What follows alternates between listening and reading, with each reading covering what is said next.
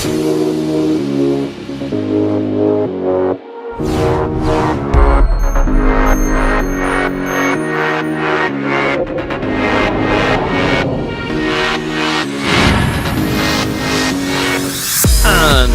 be live. It is just gone 7:30 here in the UK. If you are joining us here live tonight, welcome. Thank you so much for being here. We just had a little technical crisis that we've just got over. Everything should be fine. Do let me know in the chat. If you're watching this live right now, there will be a chat roll box beneath this video, and you can log into that with like one click. You can log in via social media, so like one click and connect your Twitter account or connect your Facebook account, and then that will drag your name in so we can see exactly who is here tonight. Give me some comments and let me know that we are coming through loud and clear. And whilst you're doing that, let me introduce you to tonight's special guest. He is none other, well, you know what? They all know who you are anyway. Basically, Daniel, welcome to the broadcast. Thank you, Ross. Hello, everybody. It's excellent. Thank you for being here. Really, my pleasure. Do appreciate it. So let me just have a look. I'm going to get my chat roll up on my phone. Actually, Daniel, have you got yours there with the link that I sent you? I do.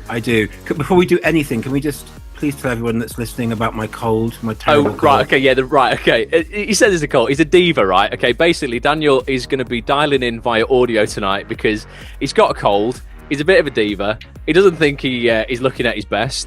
He's not sounding particularly at his best, but he's a fighter and he's here. So thank you. Don't worry about it. All right, excellent. Thank you very much, people. Happy with that? Yeah. Excellent. So let's welcome some people first. I'm going to load up the chat roll on my phone. And we shall, I've got my laptop down here as well. Let's have a look. Yeah, people are saying works on YouTube. There you go. Someone's saying in Manchester, we have a constant cold. Constant cold. So I have nothing to complain about there, really, do I? Exactly. Absolutely. Loud and clear, says Fruity Rooty. Hi, everyone, says Dawn. So, right, I'm just going to load this up on my phone so I don't have to keep looking at my laptop. Whilst people are joining, Daniel, there'll still be some people probably coming through. The room is filling up, though, as we speak. Let's just talk a little bit about which charity you've chosen. So basically, everybody who does a live broadcast with me gets a charity donation to a charity of their choice. Same with podcast interviews, same with broadcasts that I do. You get £100 to a charity of your choice. Who have you chosen and why? Give them a shout out. This is to Crisis, who I am a long-time supporter of, which helps homelessness across the UK. Subject very close to my heart. And a charity who do such incredible things to help homelessness of all ages. So I love Crisis. At the end of every year, guys, as well. So all you guys on here tonight are premium members.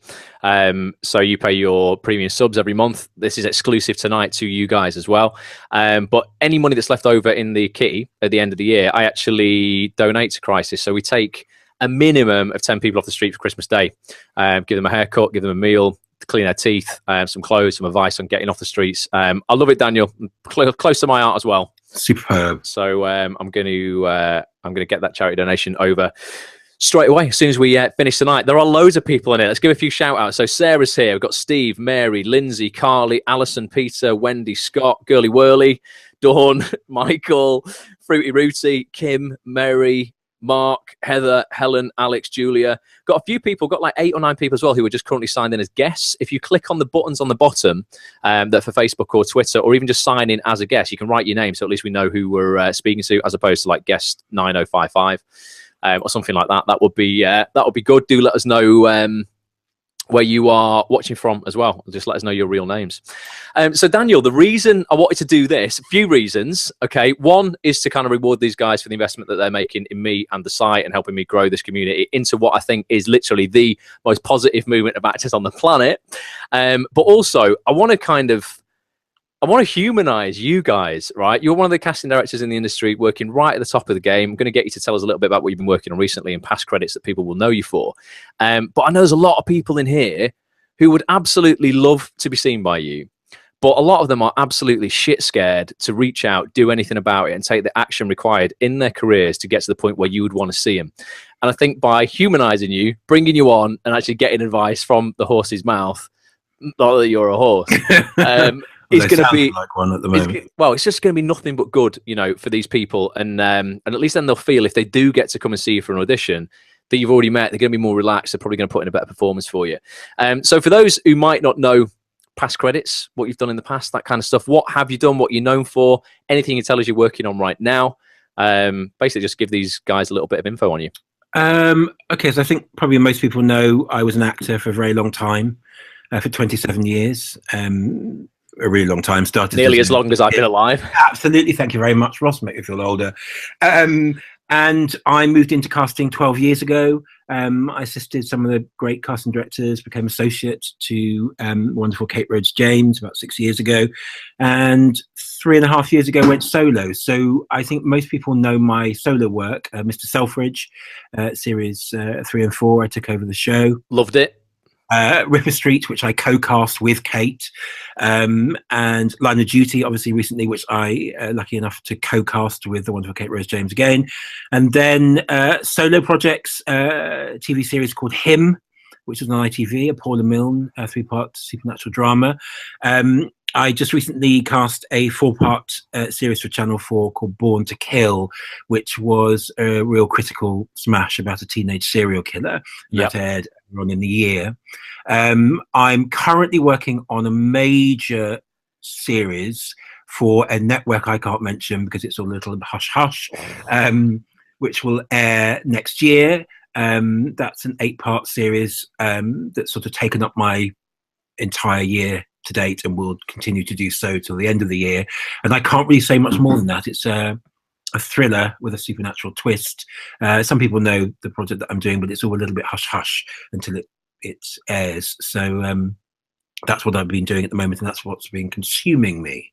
Literally consuming him, honestly. And, have I mentioned Ripper Street? I did mention Ripper Street. Yeah, I did mention Ripper Street. Absolutely, definitely. It's well, there you go. So this guy is literally casting some of the biggest stuff on TV right now, and not just in the UK. Some of these projects and some of the stuff he's got coming up is international, and yeah, it's going to be massive, absolutely massive.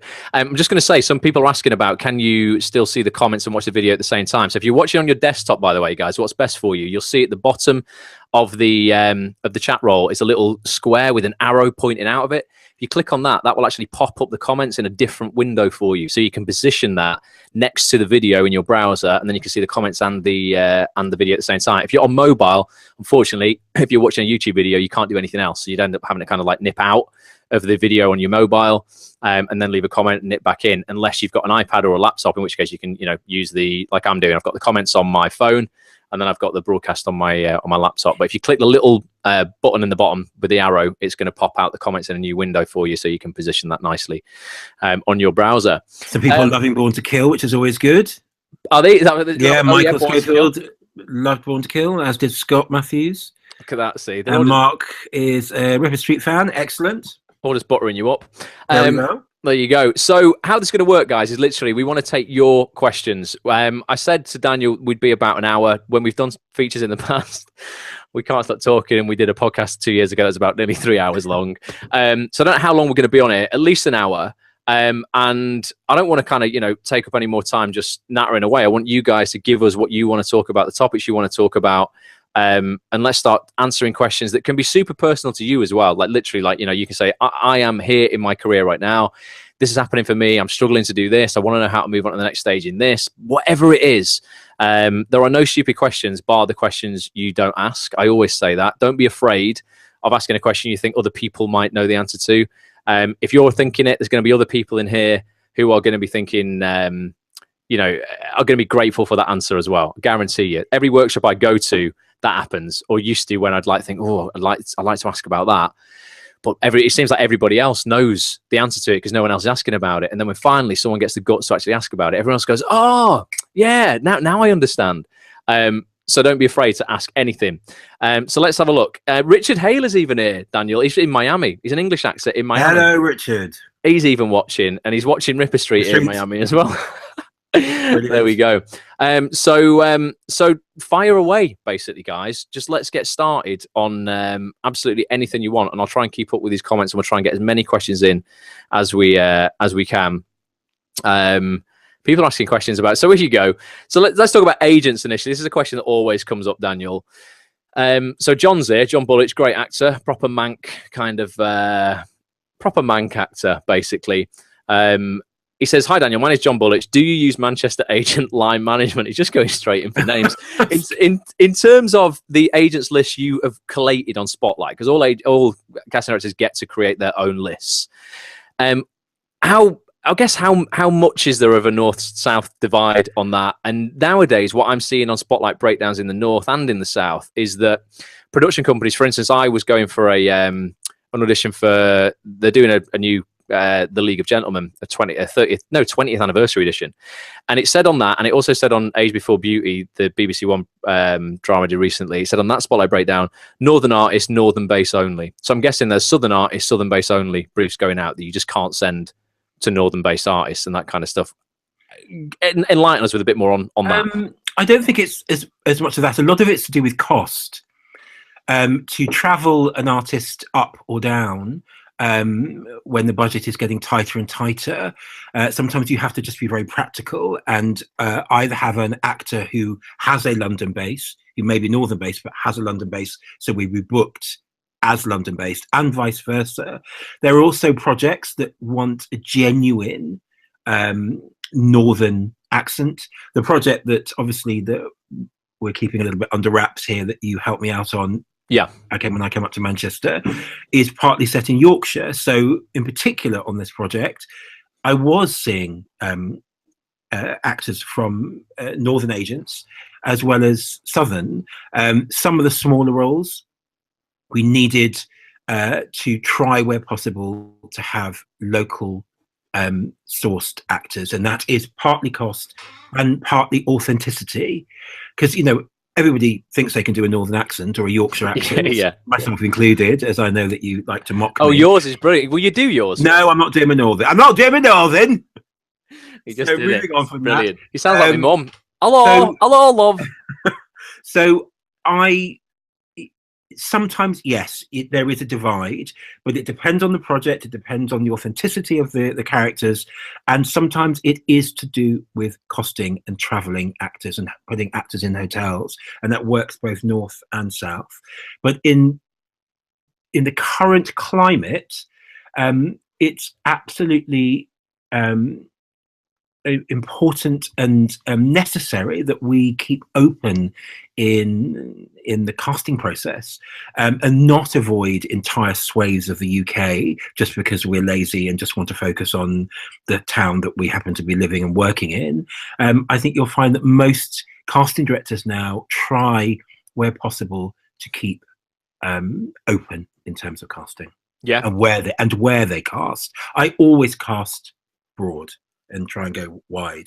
Sometimes, has to be said, I don't have the time to be able to go all over the UK, so I may have to bring northern-based actors down. And then when I do that, I always try to slot them into times it's not going to cost them 180 quid. Yes, on the tube, or get them to self-tape so they don't have to travel. Anyway, have I answered that question? Have I gone off the boil there? Yeah, kind of. So in terms of the agents that you're sending briefs out to, then, if you want to cast wide, are you using the same list every time on Spotlight? Have you got your preferred list and you're like, these are the solid agents that I know, or are you open to using new ones? I mean, what's the hierarchy? I have a hierarchy in terms of I have an A and a B list, and then there's the option to go completely wide to everybody. Now, as an example, if I send, I think I've said this to you before, if I send a breakdown out to everybody, at least 60 or 70%, I will get submissions from agents who haven't even read the brief properly, because there are many, sadly, many agents who shouldn't be agents, I should say. Yeah.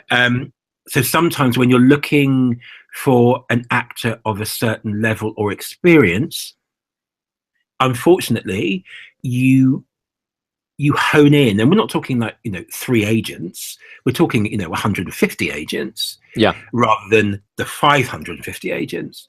So I do have a list. I don't want to say select because it sounds snotty, but a smaller honed list of agents that I go to, depending on the size of the role, but on a really kind of open, diverse, multiply complex project like the one I'm working on at the moment. I have to go wide.